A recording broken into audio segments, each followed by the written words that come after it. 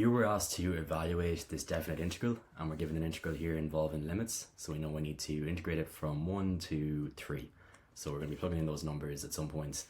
But as far as the actual integration goes, it's pretty much unchanged, except that we don't need to add a constant at the end. And that means we can use the same rule we always do for integrating polynomials, and that's just that we take the power, raise it by 1, and then divide by our new power.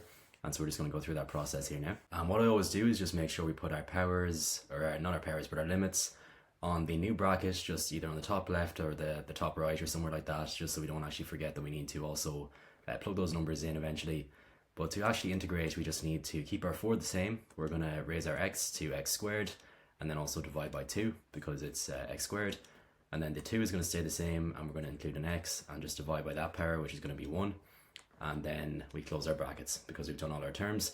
And so all that's left to do now is tidy up our fractions and also to plug in our numbers in a second here. And so now that we've tidied up our fractions, just dividing 2 into 4 essentially, we're just going to plug in 3 wherever we see x, and also plug in 1 wherever we see x, and subtract that from our kind of expression with 3 in it. So it's going to look like this. So essentially we have 2x squared minus 2x, where we plug in 3 for x and then 1 for x, and we've got this kind of overall subtraction in the middle because it's between the limits 3 and 1.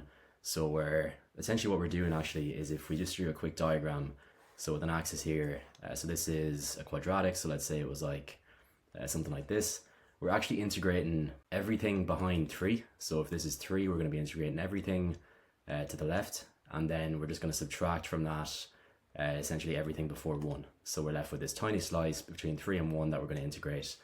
And that's essentially kind of what's happening here. And the other thing I'd note here is just to include brackets, because if there's negative numbers involved, it's always easier to have the negatives inside a bracket so you don't get mixed up and kind of stumble on the final hurdle here.